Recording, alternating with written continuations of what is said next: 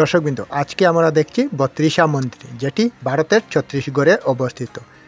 এই মন্দিরের বিশেষত্ব হলো এই মন্দির ৩৬টি স্তম্ভের দ্বারা নির্মিত। এই মন্দিরের মধ্যে দুইটি শিবলিঙ্গ আছে, যেটি আগের সময় ১৮০ ডিগ্রি অ্যাঙ্গলে ঘুরত, যেটি আমি আজকে আপনাদেরকে দেখাবো।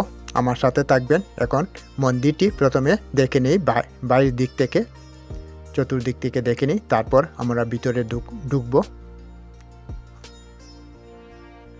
দেখেন ভিতরের দৃশ্য।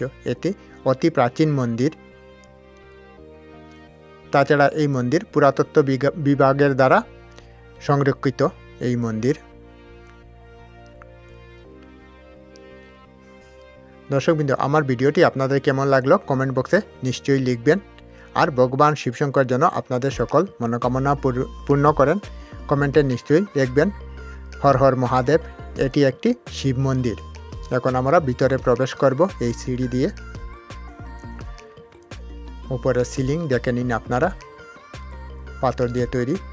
আর নন্দী বাবার মূর্তি সামনেই রাখা, একটু ভাঙ্গা মুখের দিক আপনারা দেখতে পাচ্ছেন।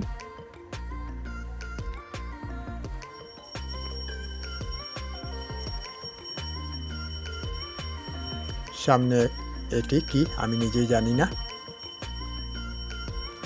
এই যে সেই শিবলিঙ্গ, যেটি ১৮০ ডিগ্রি ঘুরত আগের সময়। পাশে আরেকটি মন্দির আছে, সেটিও আমি দেখাবো।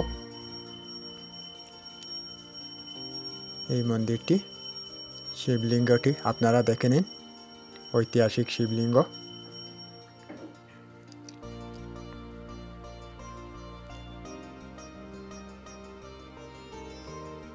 এখন আরেকটি শিবলিঙ্গ, সেটাও আপনারা দর্শন করে নিন।